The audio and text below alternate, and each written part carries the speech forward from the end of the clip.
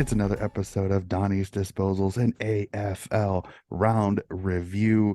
Really quickly, before we get started with the episode, I know many people probably have noticed last week there was not an episode.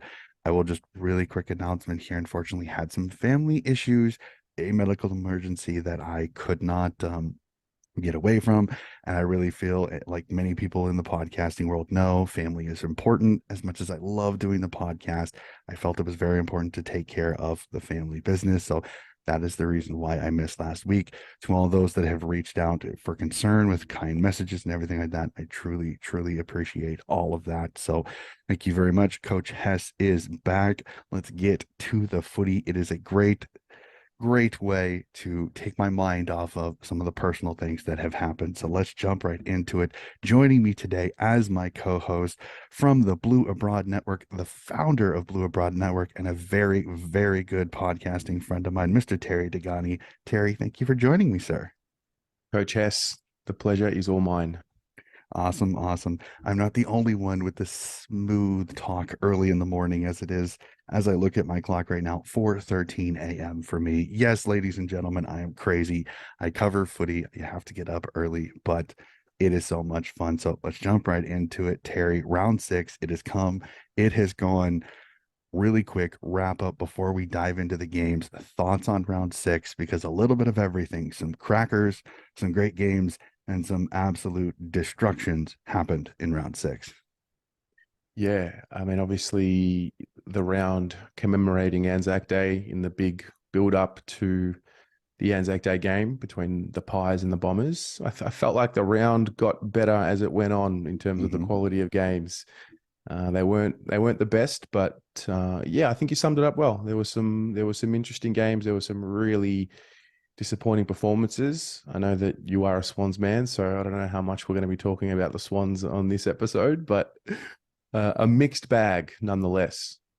Well, I don't hold back. As I tell many people, yes, I can be red-handed Coach Donnie all the time. I can sit here, but I am not afraid to lay into or at least go into what ends out being a performance that I think a lot of people were, shall we say, open-eyed when it comes to the final of that. So let's jump right into it. As you kind of said, I mentioned very interesting performances. Let's go to Friday night out in the West as Fremantle's season again continues to be kind of, we don't really know if this is how Fremantle is as they drop at home by 49, 118-69. Doggies are a good side, I think. Fremantle is a bad side, I think, by some of these results, but I'm still a little iffy on these two teams. What are your thoughts? I'm with you. It seemed like the Dockers were going to do it again to the Dogs, and I'm talking about the final that they played at the back end of last year. But the Dogs found a gear, and listen, credit to them because I think after round two or three, they've made an adjustment.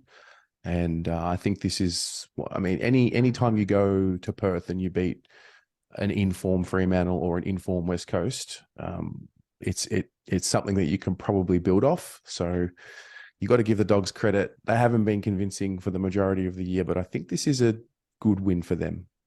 Yeah, I agree. And it's very interesting. The cauldron when it comes to Rory Lobb was quite the interesting little discussion point. I mean, in the different reactions, everything from people turning their back anytime he had the footy to the constant boos to how they reacted. But again, I'll give my tip of my cap to Marcus Bontempelli again, showing why he is at times can be one of the best players in the entire competition when he wants to be. It'll just kind of depend again. We'll have to see how everything goes with that. The Doggies are a team again. I'm not 100% sure on them. I think they've had some wins against teams that they should beat with the talent on their list, but we'll kind of have to see. Fremantle, as I kind of said in a couple podcasts previously, I think the losses of Griffin Logue, Blake Acres, I think are bigger than I think some people want to give him credit for. As much as Jackson coming in as a great one, he didn't really fill the void that Lob left because I think Lob had kind of run his course with Fremantle. But losing two solid players for them last year in Logan Akers, I think has been something that they still have not figured out how to fix those holes yet. And how quickly Coach Longmuir takes to fix those issues will kind of, I think, depict on can Fremantle bounce back and make the finals or not. So jump over back to the Adelaide Oval as Port Adelaide gets a 40-point win over the West Coast Eagles, 109-69. Again, the West Coast Eagles, their absolute woe is me 2 years just continues. Port Adelaide again with another win over a team that you should win. So I mean, 40 points could have been worse for the West Coast Eagles with the selection issues that they have run into with the injuries. Yeah, yeah. The Power win their third in a row after a slow start. I mean, I just think this was a game that uh, there's no excuse. You sort of you have to win, especially because of where West Coast finds itself with the players that are available, and it's the time is now. I don't know. It's time for the Eagles to really decide what are they doing. Mhm. What's the plan forward? It's been a fall from grace to say the least. Yeah, that might be the complete least. You just kind of look at it and you go, I mean, do they really need to kind of, I mean, I think everybody hates saying this, but rebuild. I mean, do they let go of the Nick Natanuis, the Luke Shueys, the Andrew Gaffs, the Elliot Yost? Do they try to get something for these veterans? That I mean, I think they're closer to the end than they are the beginning. So it'll be fascinating to see again. Port again, some big wins. There's some guys out that I think this is the one game that you don't mind guys like Charlie Dixon and some of these guys being out because you're not going to get hurt. You shouldn't get hurt in this game. So Port another win again. We'll kind of see again. Easy kill. We'll have to see how they bounce back, how they come up next week, next round when it comes to it. So it'll be fascinating to see how that kind of goes. And the next one, Brisbane Lions go down to Canberra and knock off the Giants 108-87, 21-point win. Brisbane again can be one of those teams on their day, can be absolutely dangerous. GWS again, they're still kind of Kingsley is still working through the kinks in this group. This group still is kind of it has its moments of brilliance and it has its moments of absolute crap. So kind of thoughts on this one because again, Lions again, great win. Charlie Cameron again, fantastic, one of the elite small forwards in the game for sure. But Giants again, still kind of trying to figure things out. Yeah, yeah. The one thing about the Giants, they fight. Mhm. They are clearly at a point where they're definitely building towards the future. They haven't. I wouldn't say they've bottomed out. And I'm not. They're probably playing with a greater spirit than what I thought they would going into the season. If I'm honest, I thought they would be meddling towards the bottom two, bottom three, but I wasn't fully impressed with the Lions in this game. I mean, they got the job done, and sometimes you just got to get the job done. I think this was one of those performances. But I know I probably came out away from that game thinking, gee, the Giants, there's something there. Mhm. Yeah, they're a scrappy bunch. Kingsley basically will not let a lack of effort go through with this group. And Correct. Lions again, sometimes they kind of coast on their talent a little bit. That I've noticed sometimes when they get games like this, they kind of coast on that talent a little. So again, Charlie Cameron's a really good player. It's hard to argue that, but we'll have to see again. The Lions again, I'm not sure. Still, there's still some points where it's like they have that great off season. They bring in some great names, but right now it's really still on paper. They still haven't fully gelled. So I'm interested to see how they go forward. So, all right, here we go. It's time. GMHBA flag unfurling, 93-point win. Wow. 130-37. And as I kind of told you, Terry, off mic, I will be very honest with you. This was literally it was as many Swans fans said this was like Grand Final 2.0. It was almost everything that happened in the Grand Final, almost everything that happened in this game was almost a mirror image. Everything that the Cats did was right. Everything the Swans did was wrong. Every matchup was absolutely horrible. There was no positives. There were very few positives out of this game that you could see, except for that the Swans never did give up. They just didn't roll over.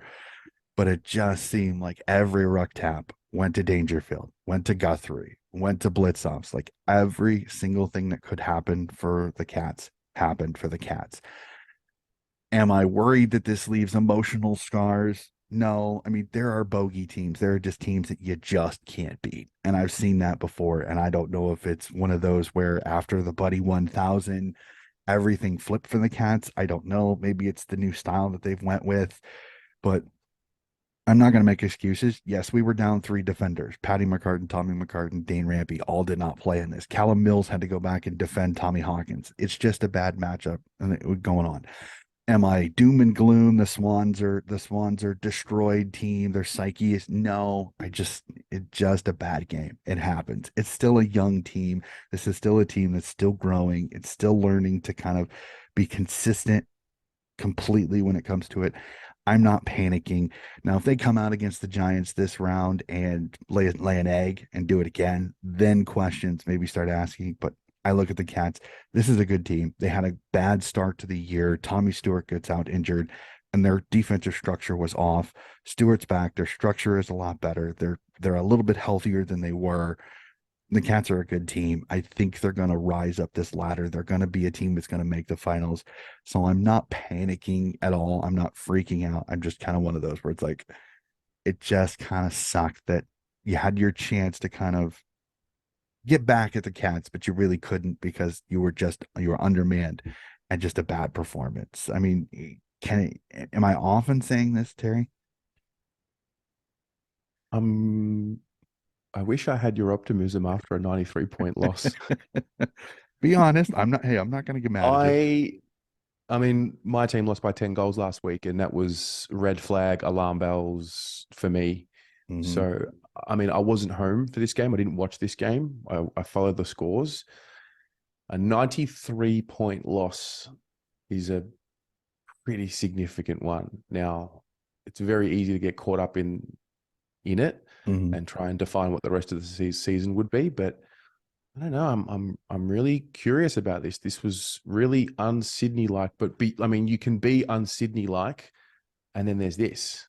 So I'm going to be watching the Swans pretty closely over the next 3 to 4 weeks just to see what it does to their confidence. I agree. And again, I have no problem with the people that are questioning Sydney. I'm not going to get too wrapped up in it. Again, I kind of looked at there's so many factors in it. I again, did the midfield have a horrible day? Yes, absolutely, absolutely. There was just nothing that went right for the midfield at all. Whether they tried to change it. I mean, Peter Laddams tried his best. I mean, Peter Laddams was winning the taps, but the problem is it seemed like he was winning the taps to open Geelong Cats players. So it was just kind of the way the day went. So I kind of shrug it off again. And the fact that John Longmire doesn't usually lose these games, the Swans don't usually lose games like this very often. Yeah.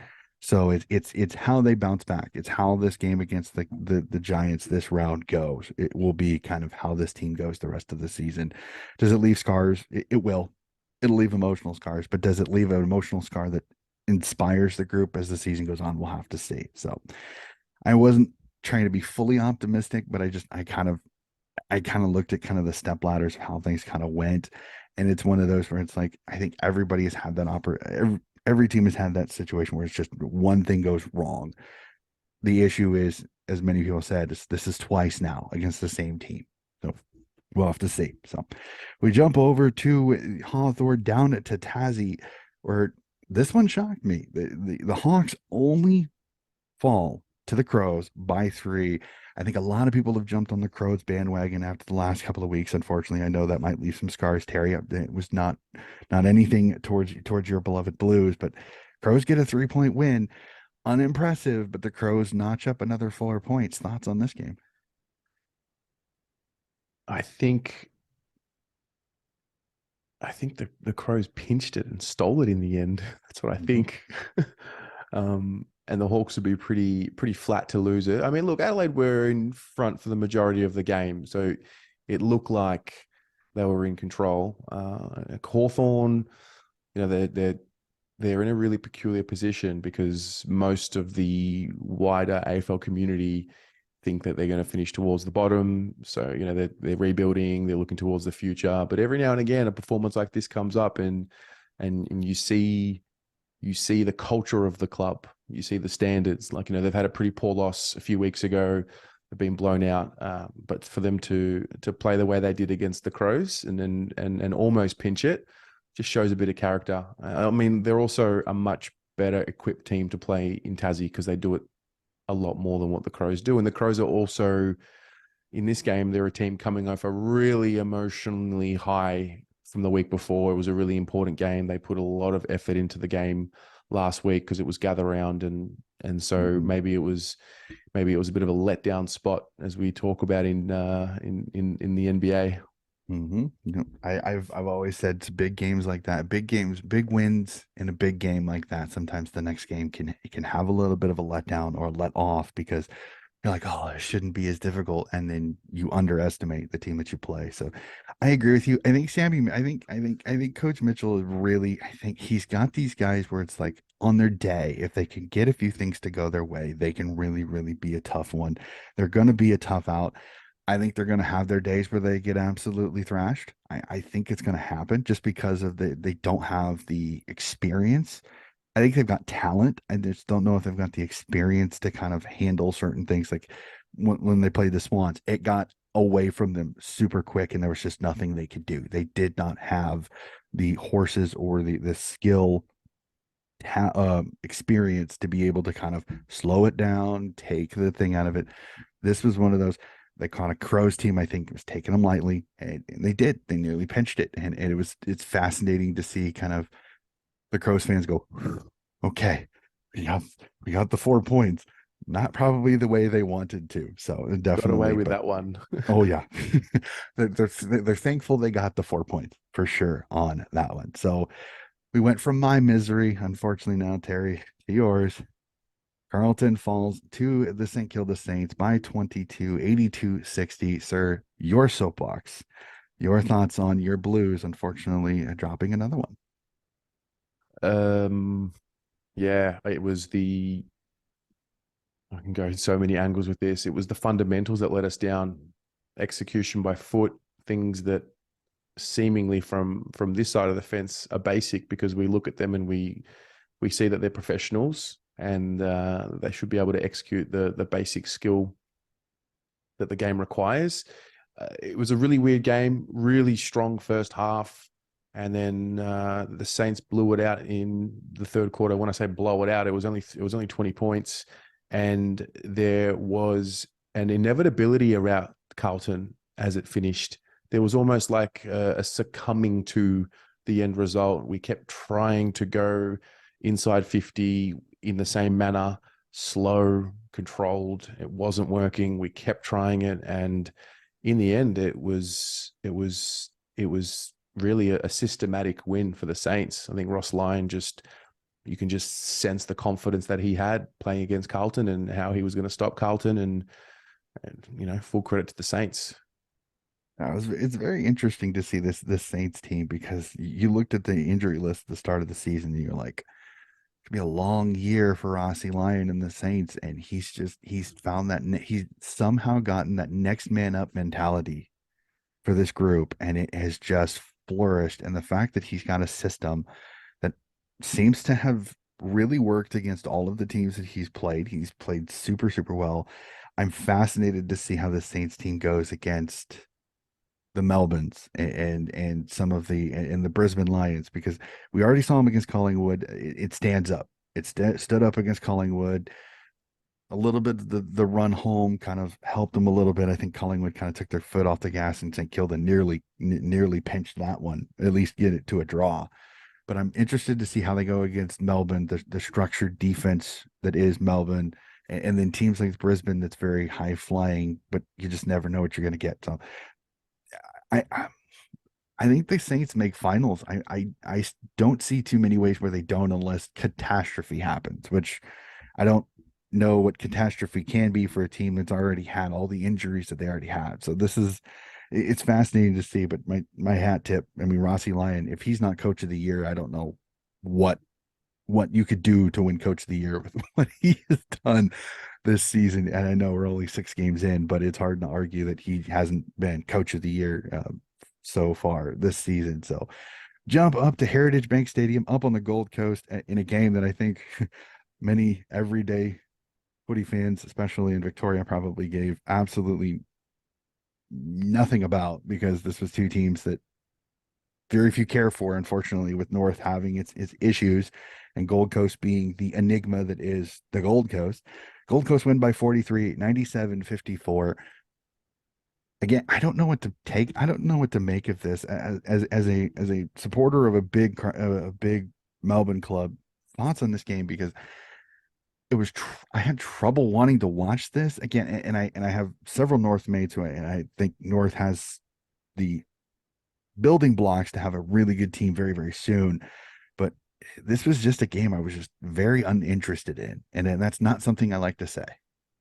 I couldn't agree more. I mean, to be fair, I was at Marvel Stadium watching the second half collapse when this game began. I didn't take much stock in the game. Having said that, I think the Suns, they were coming off two losses in a row, and I think they needed to make a bit of a statement, and I think that's what they did, and they did their job. Mm-hmm. Yeah, I don't know. I'm not trying to I'm not trying to disrespect either of these clubs. Again, they've got found some outstanding players, but this was just a difficult one to watch, because I think both coaching staffs are in this really weird situation. Like I said, Clarko's got this a brand new North team. He's trying to kind of get his systems and structures and everything like that. I think they started off really well, and now kind of the reality of what they're probably going to be this year has kind of come to fruition. And I think it's kind of going to be kind of he's going to have to move the magnets around, kind of change some things, just to kind of see if he can shake this group up, because right now they've kind of settled into North. And again, no disrespect, North fans. This is that It's just what we've come to expect over these last few seasons. This is what to expect. A couple of great games, three or four, and then a couple of games where you just go, oh, really? So, and then the Suns, again, they've been this enigma since they've come in. They start well and then collapse, or start like crap and stay crap, or start like crap and start to play better. There's no consistency of play. As much as I love Stewie Dew, unless his team pulls their head in, I don't think he's going to be there much longer, which I hate saying it, because I think Stewie Dew has done an incredible job for what he's had to deal with up at the Gold Coast. Yeah. So we jump to the Anzac, both of the Anzac Eve game, which again, I think this is absolutely fantastic. Some of the Melbourne media is really trying to puff this up, that this one is getting as big as the Anzac game. I don't know if it ever will be, but it has its niche, and I think it's really, really cool. The pregame ceremony stuff is absolutely fantastic. When I get a chance to watch it, it's really, really cool. Jump to the game. This is one of those where, I mean, if you watch the first quarter and don't watch the rest of the game, as a Richmond fan, you're super happy. But then the second, third, and fourth quarters happened, and Richmond kind of came back to earth, unfortunately. These get the win by 18, 96-78. But again, I look at that score and I go, Richmond started off very well. I think they kind of blitzed Melbourne a little bit and kind of shocked them. But then Melbourne kind of just kept chipping away, and they kind of took the legs out from the Tigers and eventually got over the line. But Tigers showed that on their day, if they can maintain it, they're still a dangerous side when they want to be. Yeah, and this is a classic example of when you have championship experience or premiership experience.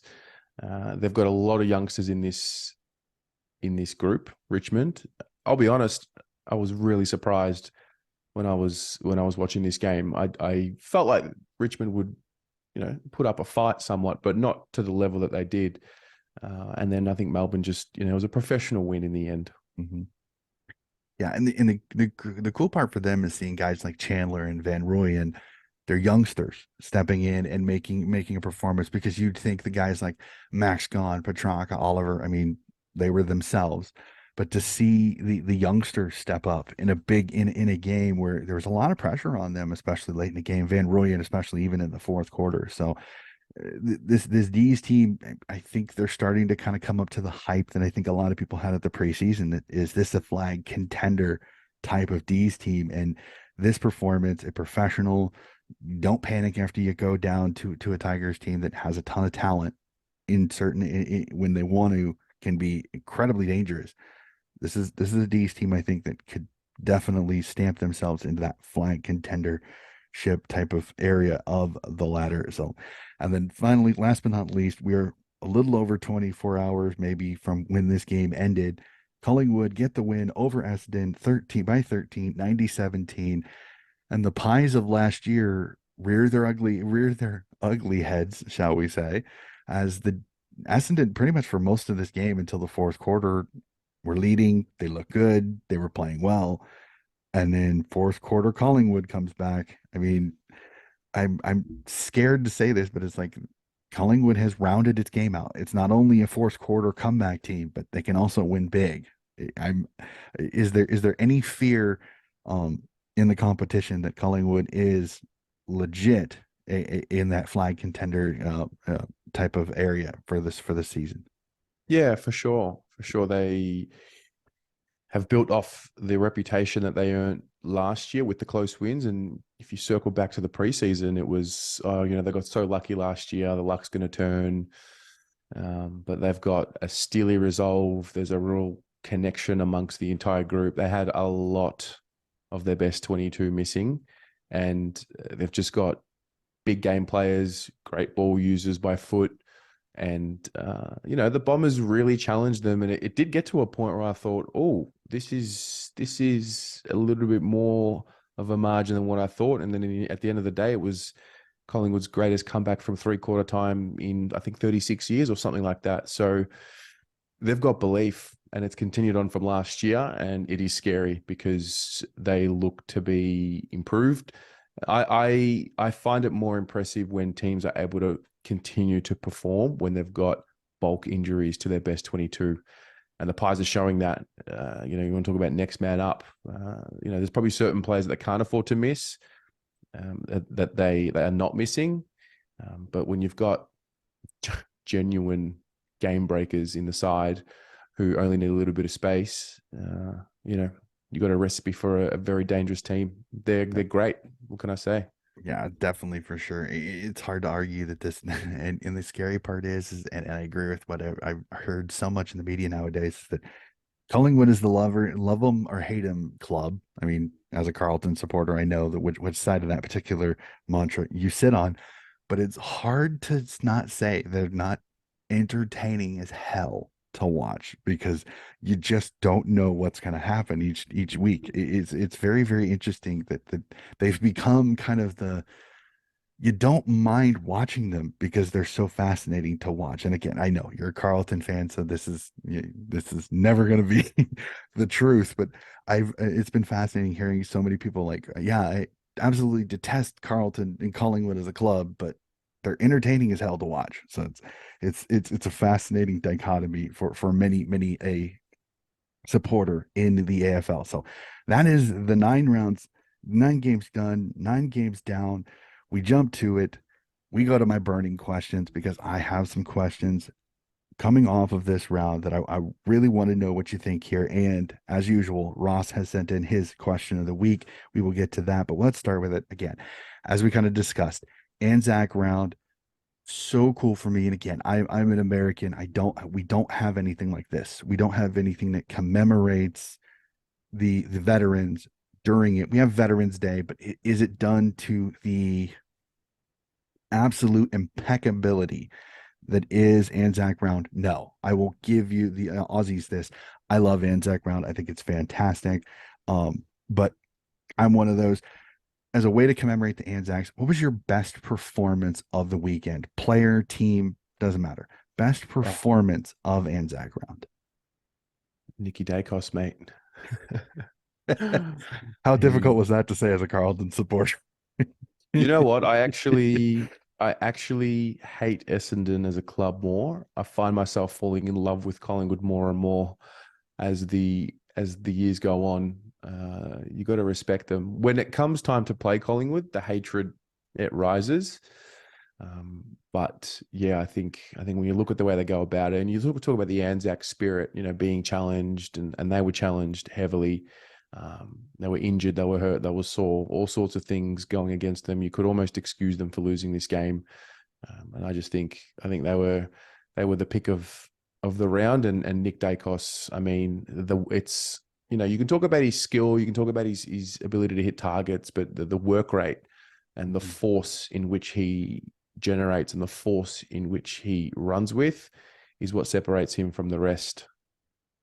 Yeah, it's hard not to. I can't argue with that. The fact that you get kicked 2 goals, and both of his goals came late in kind of the run to get them back into the game, and the emotion that he showed after both of them to be able to kind of keep the fans in it, keep it up. So I absolutely no disagree there. So as we started last week, we have Ross's question of the week. So what we're going to do is we're going to throw it to Ross to ask his question, and then Terry and I will answer. So Ross, take it away. O'Connor, that's a beautifully weighted kick.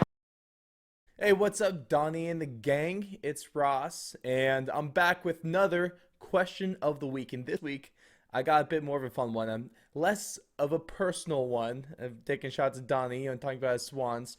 Definitely going to stay away from that, but also happy Derby week, too. I'm sure the Swans are going to find a way to bounce back and bounce back big, unfortunately. But the question I got for you guys this week, we know how crazy that the ladder looks right now, as at least compared to what we thought it was going to look like at this time at the beginning of the season.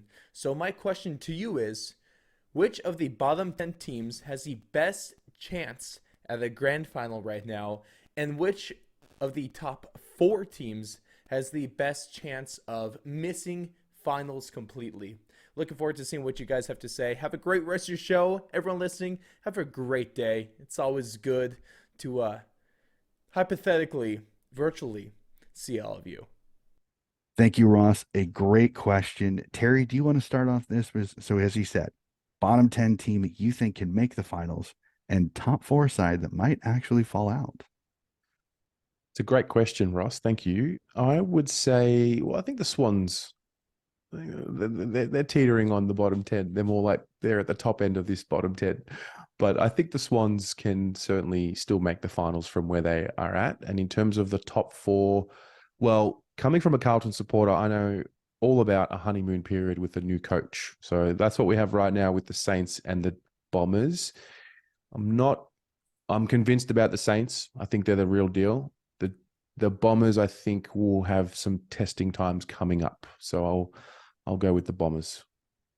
Yeah, I was just double checking. I went to the ladder just to be safe because I wanted to be sure that I didn't say a team that wasn't in there. So technically you're right. The Swans are in the bottom 10. So I would have to say that the Doggies, I think potentially could. I think the Doggies and the Swans are the 2 teams in the bottom 10 right now that I think have the caliber that if they get going, they can make a grand final with this side that they have.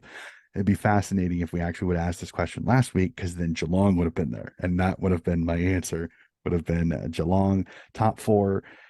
I agree. It's Essendon. I think there's still some question marks. Yes, I think Coach Scott has really got them playing well. I don't think they'll miss finals, but I think if there's any of the top 4 that I see right now that could fall out, it would be Essendon for sure. If you surround the top 8, I'm interested to see Adelaide and Port Adelaide. Can both of them maintain up there? Because Adelaide, again, the game against Hawthorn this week kind of makes me think they have that opportunity to drop a game that might cost them the finals.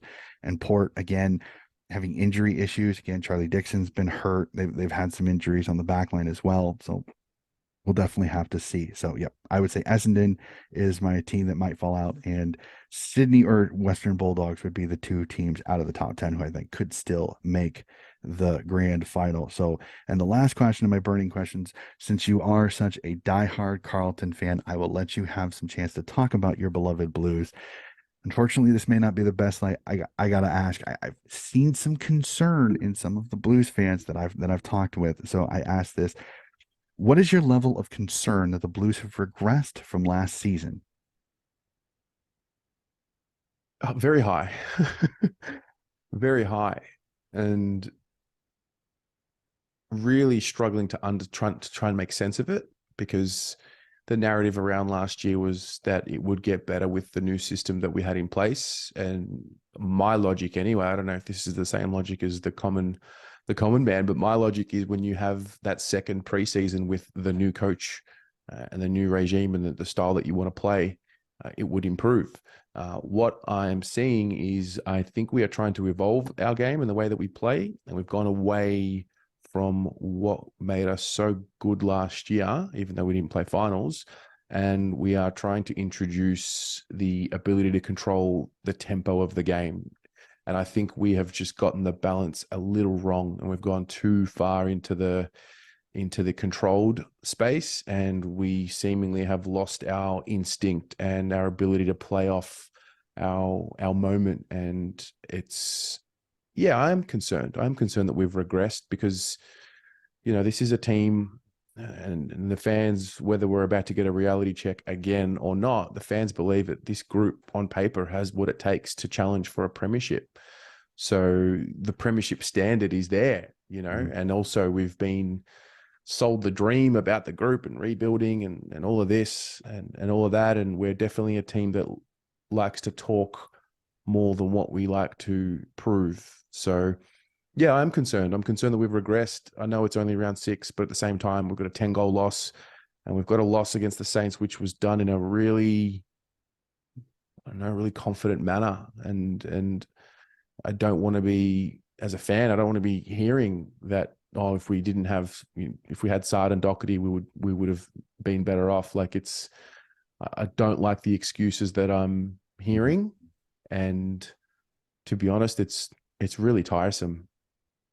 No, I understand it. And then my kind of, to go off that, are you concerned at all that Harry Mackay's lost his confidence when it comes to going forward? Because his set shot goal accuracy has really taken a nosedive, unfortunately, over these last couple of rounds.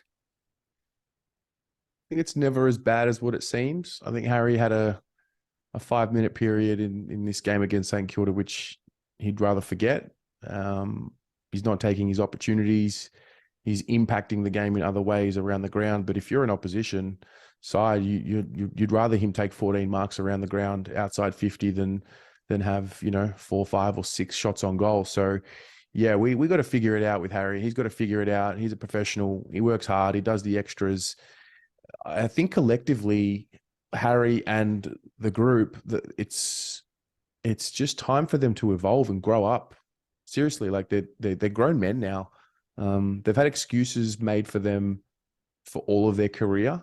The narrative at the start was, we're rebuilding, it's going to take 5 to 7 years. Wait until these guys have 3 or 4 preseasons under their belt. It's okay. Wait till they get to 80 or 100 games. They're in the sweet spot of their careers. So it's, at some point that's got to stop. And, the fans are highly strung. They're emotional. They're talking about, is Voss the right guy already? And I'm not there yet. I'm putting the blowtorch on the players because they're not at that age anymore where they're too young. The core group. Harry and Charlie and Jacob Wiedering are in year 8. This is the spine of the group. So yeah, they've got to be better, a lot better. Yeah, it'll be interesting. You're a group that I want to keep an eye on because I think if you find it, you could be dangerous. You could be up there with the Melbournes, with the Collingwoods. It's just there's still something missing. Structure. I don't know if it's structure wise or system wise. I'm not sure what it is because I think what Vaughn. I agree. I think it might be between the ears because I think this is a group that I think has kind of leaned on the excuses as you said. It's we're rebuilding. And it's like I think last year they got teased with it a little bit. And then when it got ripped away again, I started hearing some of the excuses. I was like, we didn't. It's like sometimes you just got to accept you just didn't get the job done. So we'll really have to see again. I think the Blues, this is a team that on their day could be one of the elite teams, one of the teams that's up there. They just have to figure out. Voss is going to have to kick him in the ass and say, hey, pull your heads in. I mean, yes, we don't have Sod, we don't have Doc, but there's still a lot of really good talent on this team. There's no reason why we should making an excuse. Was that a Saints team that I think that was the first time playing Ross this way? Maybe Voss needs to make a few adjustments. I don't know. We'll have to see. This will test Voss's coaching, but it will also test again the mental stability of this team, which would be fascinating to watch kind of how they adjust the rest of the year. 6 games in, you don't want to jump to conclusions a little bit, but I think after you saw last year having such a great year, being in the 8 all year long, it's hard not to get your hopes up.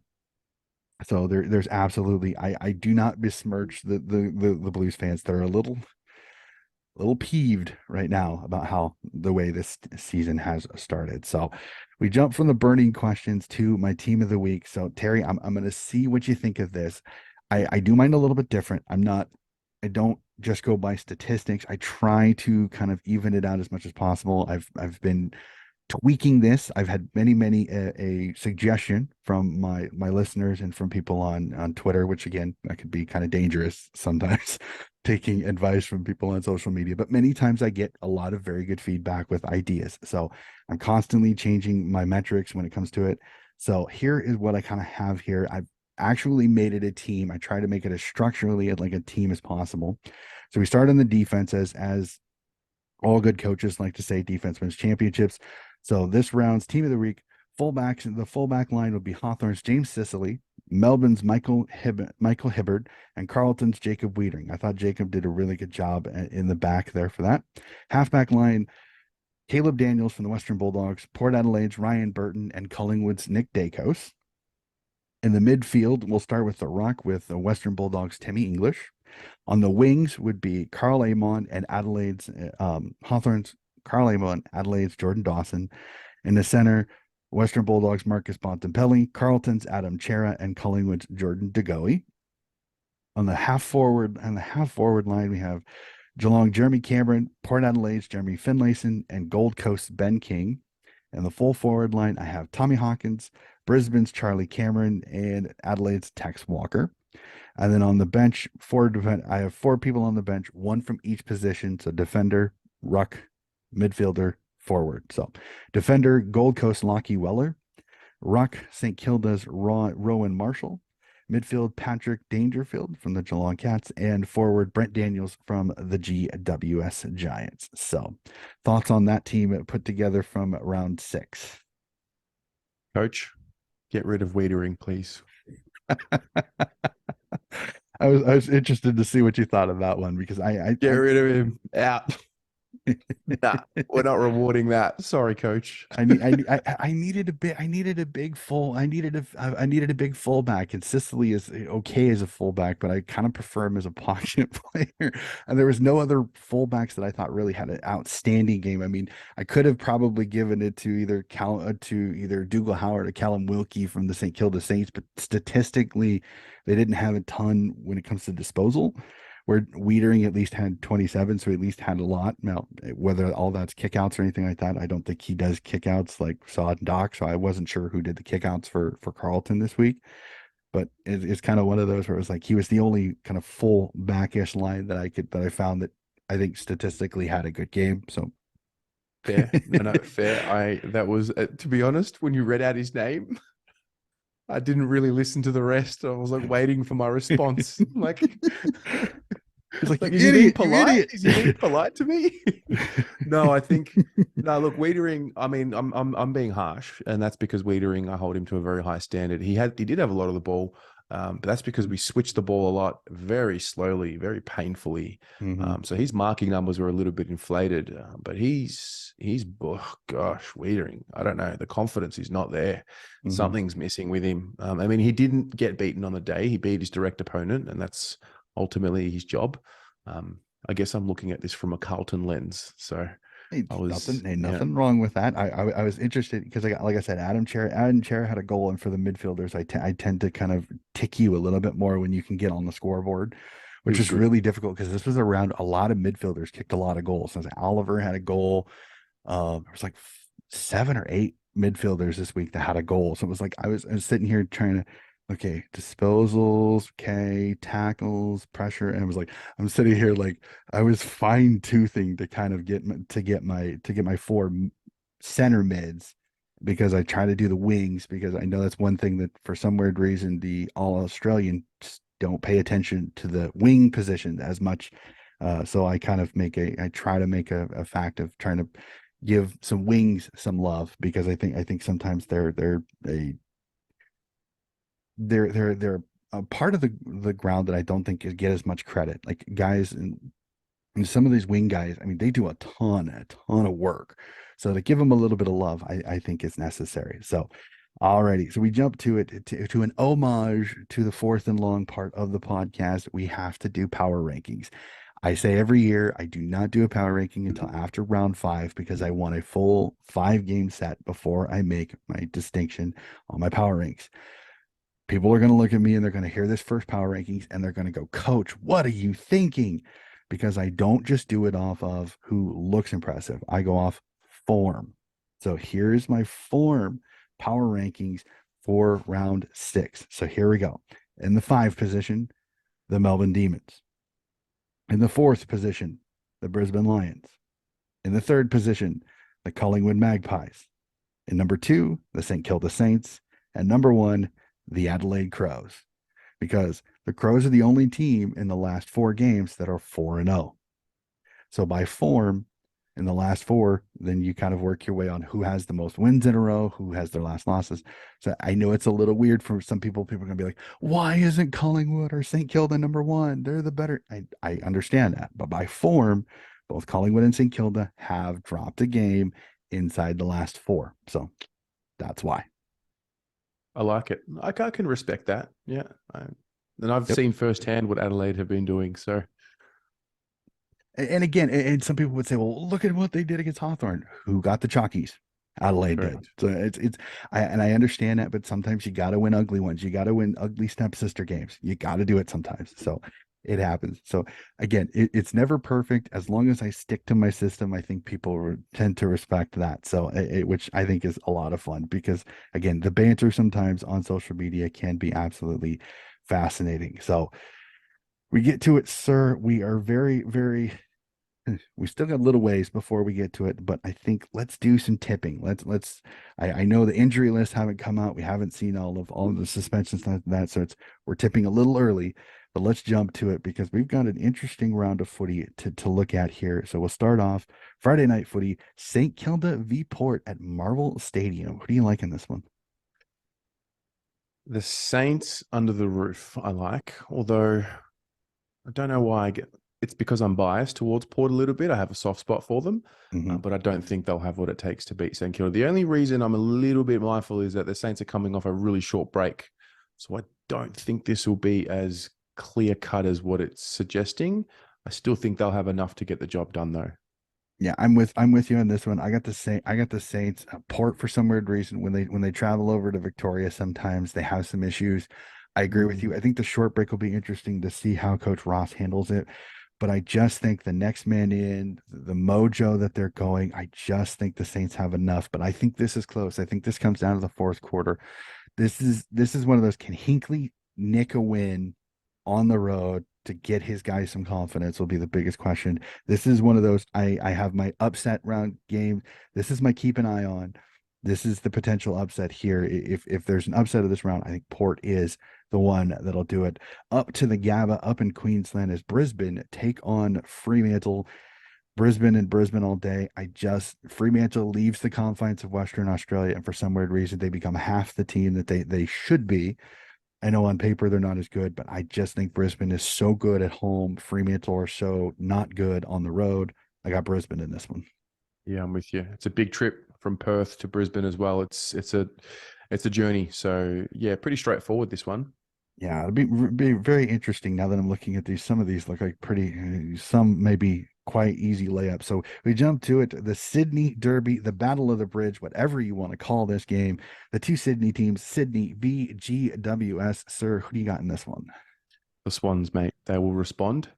I have the Great. Swans, but this game scares me. Well, I think they'll be fiery. I think there'll be some heat in the game, but I think great clubs with great cultures respond from really poor performances. And I think Sydney is a great club with a great culture, and I think they will get the job done. Yeah, I agree with you, but this is for some weird reason the Giants always tend to play us close. Very rarely do we blow them out. But when we do blow them out, we blow them out well. So it's kind of one of those dichotomies. It's like it's either a very close, tight game that comes down to like a kick in the fourth quarter, or it's a blowout for one of the teams that gets blown out early, like mid third quarter, and then it goes from there. So it's fascinating to see how this game goes.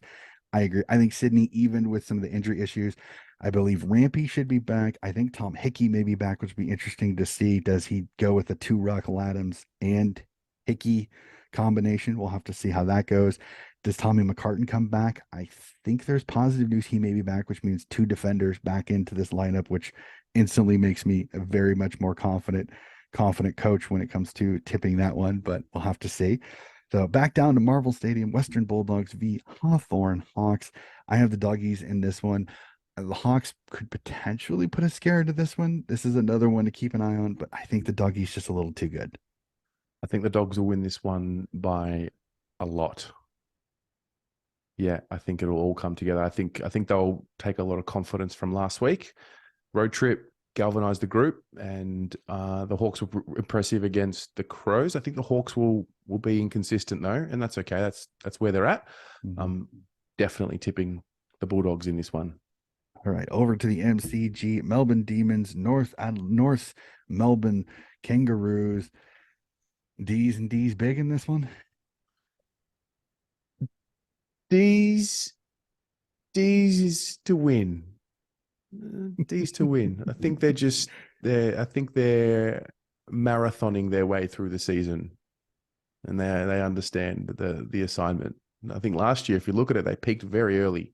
But yeah, I don't think North Melbourne will trouble them when it comes down to the fourth quarter. So yeah, it's Melbourne pretty clearly for me.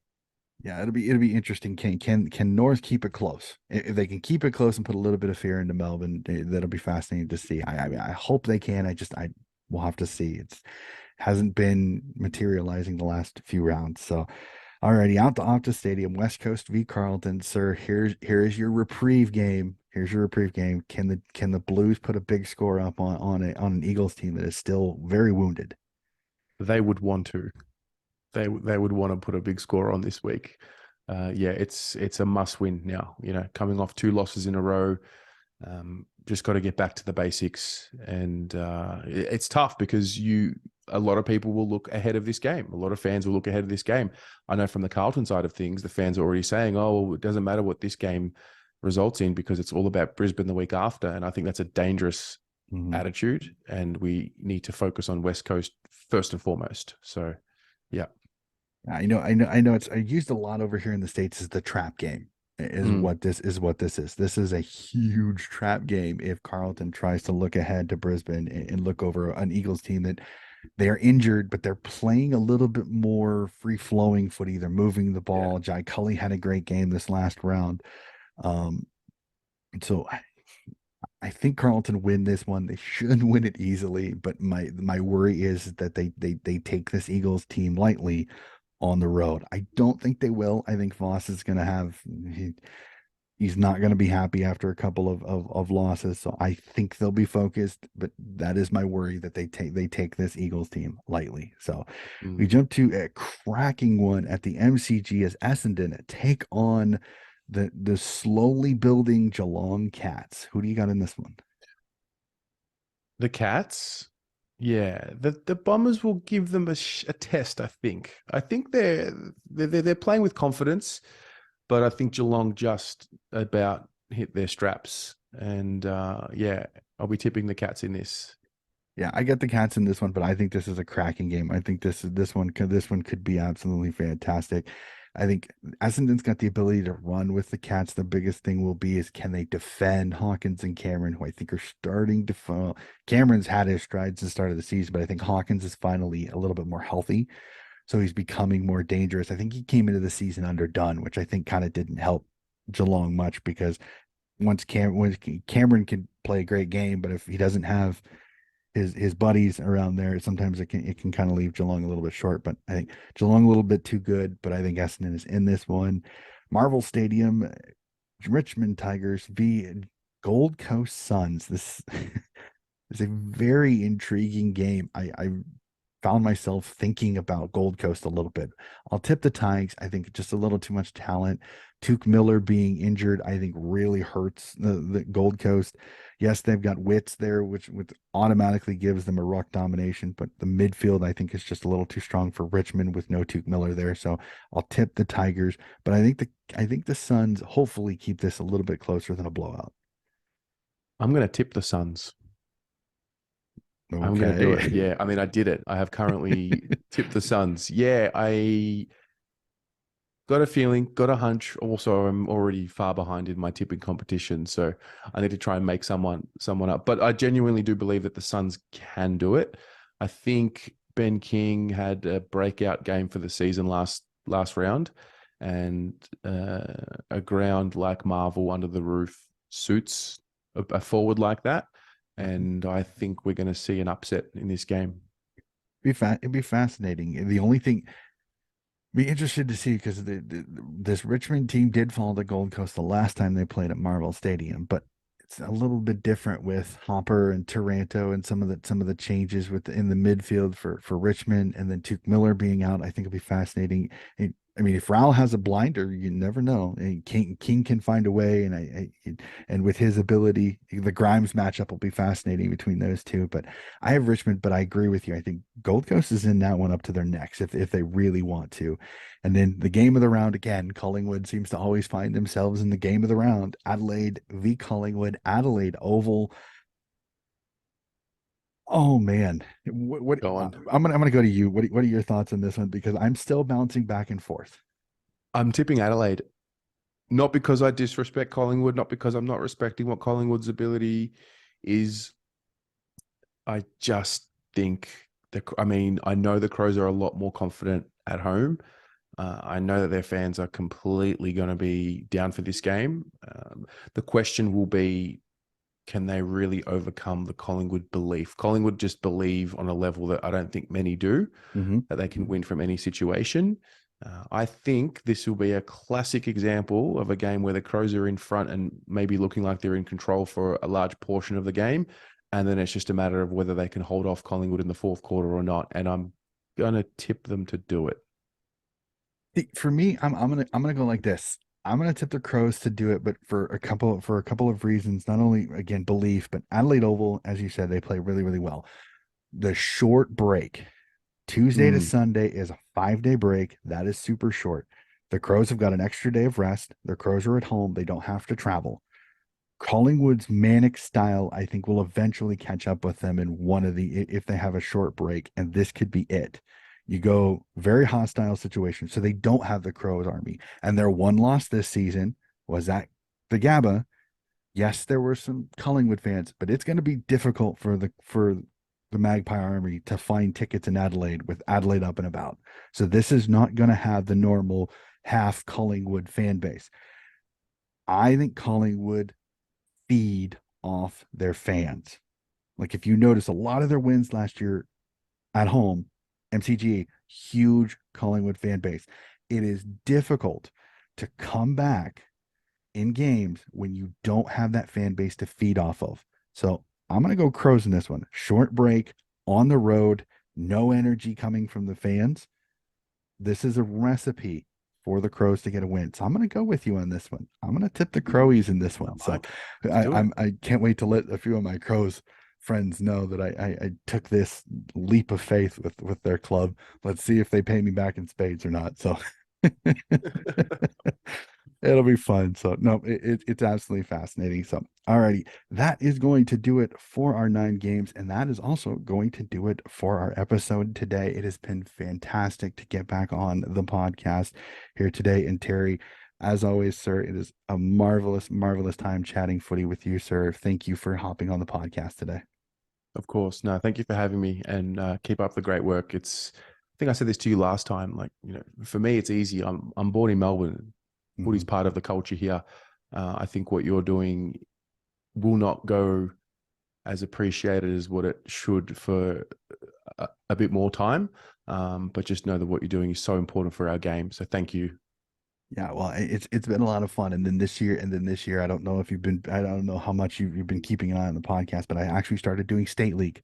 coverage. I'm covering the VFL, I'm covering the Sandful, and I'm covering the Waffle. And it's been so much fun to meet so many of these very energetic, very passionate footy fans of their state leagues, and to talk with some of the fans this last year. It has been an absolute ball. I'm thoroughly enjoying it. It's so much fun. It's again, it's a labor of love. I love this sport. It has embraced me in a way that I didn't think was possible. I'm literally looking to my left over at all of the packages that I have received from Australia, whether it's Swans hats, whether it's this awesome Navy jersey Guernsey that I got. So to the Anzacs, I wanted to be sure that I got the poppies and the Navy Guernsey in for Anzac round, as well as one last little pay of respect to you. And also, I have to say a huge thank you to Ross for making the absolutely fantastic Lest We Forget Donnie's Disposal logo for this week. I wanted to pay my respects to those. So, lest we forget, thank you so much for your service to any of the Australian and New Zealand Army. I may be an American, but I do respect your service, because what you guys do, just like we do over here in the States, we respect our military, because you guys do something to let us be able to do this stuff right here. So thank you so much. Again, that is going to do it for our episode today. Again, tune back in. Very special, very special interview coming up this weekend. Keep an eye out. Another AFLW player is going to sit down and have a chat. So if you want to know who that is, please reach out to me on socials, and I'll let you know who is going to be sitting down with me this weekend. So we'll talk again very soon. And that's it for Donnie's Disposal.